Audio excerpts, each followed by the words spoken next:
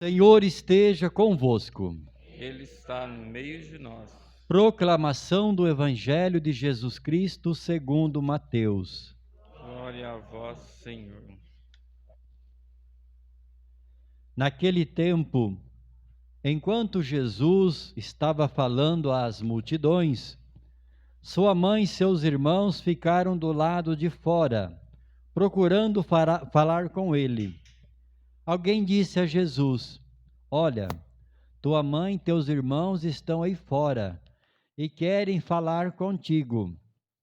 Jesus perguntou àquele que tinha falado: Quem é minha mãe e quem são meus irmãos? E estendendo a mão para os discípulos, Jesus disse: Eis minha mãe e meus irmãos. Pois todo aquele que faz a vontade do meu Pai que está nos céus, esse é meu irmão, minha irmã e minha mãe. Palavra da salvação. Glória a vós, Senhor.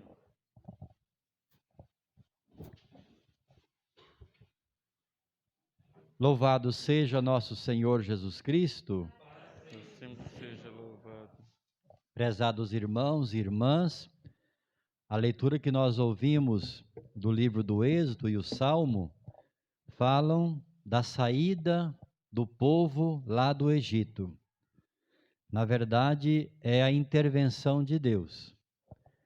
Então, este fato da travessia do Mar Vermelho, como fala a leitura das muralhas, o mais importante para nós que somos pessoas de fé e cremos na revelação de Deus, é que o povo conseguiu sair do Egito e eles não foram mortos pelos egípcios.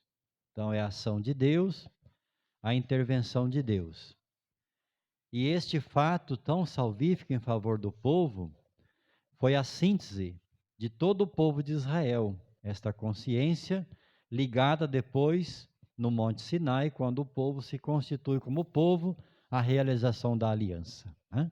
Então, o povo que sai do Egito como escravo, um ato de libertação, passaram da escravidão para a vida, rumo à terra prometida, e depois no Monte Sinai, então, ali o povo é constituído como povo, e da identidade do povo, a questão da aliança, né? Deus que escolhe o povo, esse povo que tem consciência de um Deus não feito por mãos humanas, um Deus único, criador do céu e da terra.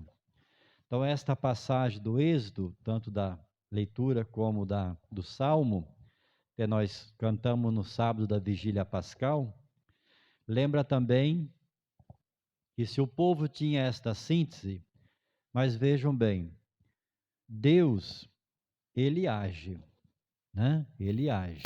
Deus escolhe, chama, dirige as pessoas, e muitas vezes as pessoas nas suas labutas, quem tem fé reconhece que é a ação de Deus. Então, pode ser um sofrimento, as lutas do dia a dia, os compromissos se unem, né, tendo base a salvação, se une então à intervenção de Deus, ou seja, a ação de Deus, melhor dizendo, né?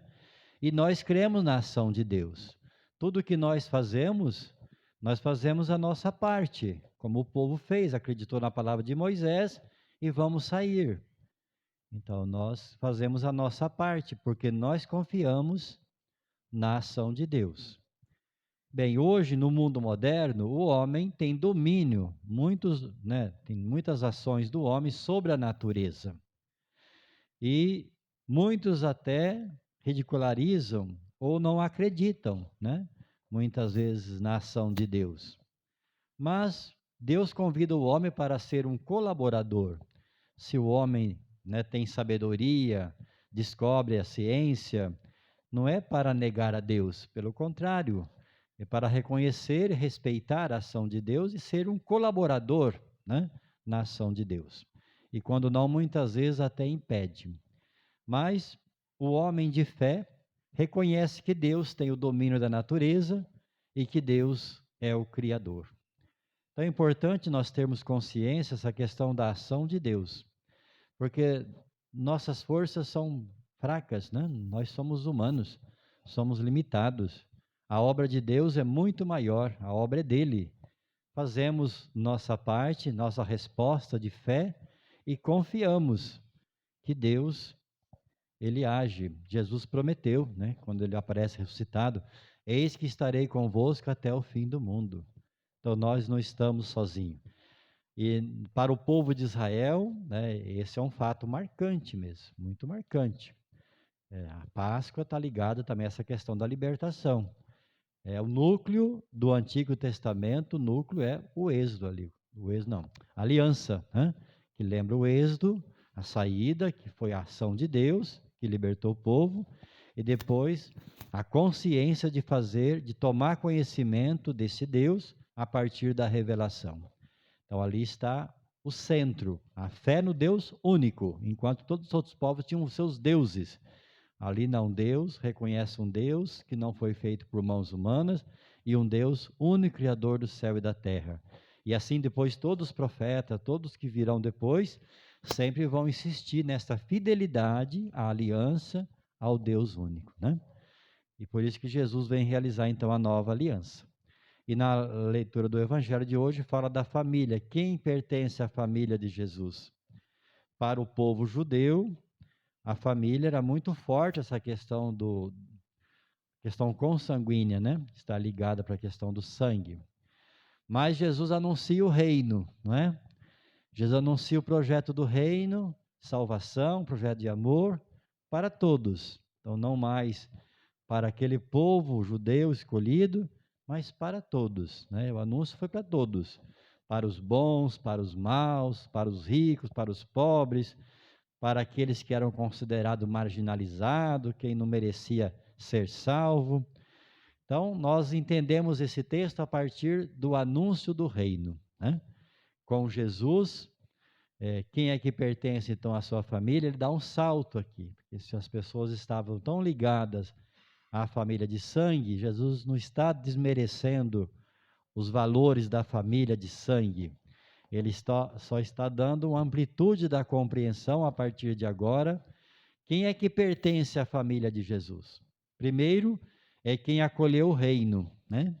Quem acolheu o reino e faz a vontade de Deus. E essa acolhida do reino passa pela escuta da palavra, né?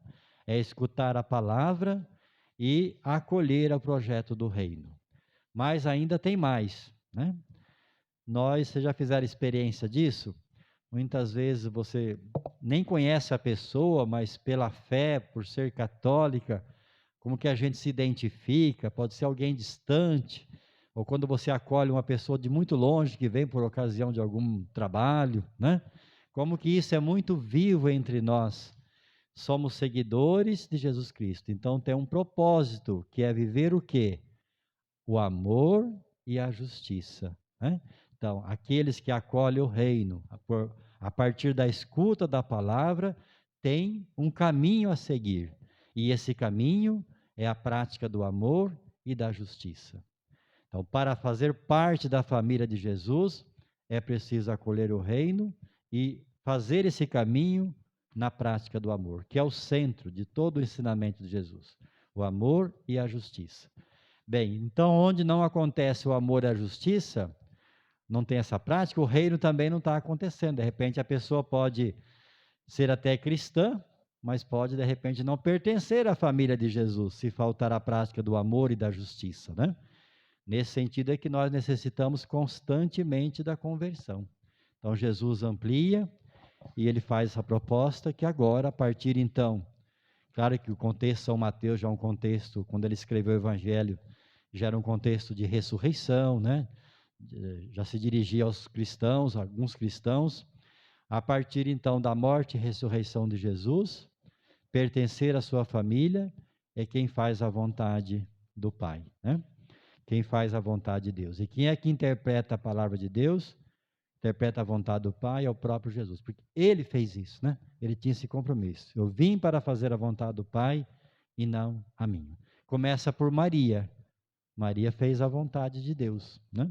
Ela tinha seus planos, seus projetos, estava noiva, ia casar, e de repente Deus chega e ela teve que rever tudo, né? Disse o seu sim livremente, né? O sim de Maria não tem volta, não é um sim mais ou menos, ou um sim condicional, ou um sim da boca para fora, mas é um sim livre. E é esse sim que nós precisamos aprender, né? Um sim livre, que nos liberta e que estamos à disposição de Deus. Então, a partir da morte e ressurreição de Jesus, pertencer à família é quem acolhe a proposta do reino e se coloca a caminho na prática do amor, né, e da justiça, e justamente buscando cada dia a conversão. E é assim que Jesus nos ensina. Então, que Ele nos dê esta graça, né? Primeiro, reconhecermos a ação de Deus na igreja, em nós, e depois, pedirmos sempre esta graça de pertencermos à família de Jesus na prática do amor, da justiça, e aí vem os desdobramentos, né? A acolhida, a caridade, tantas práticas que estão em comunhão com o discipulado de Jesus. E assim seja. Amém.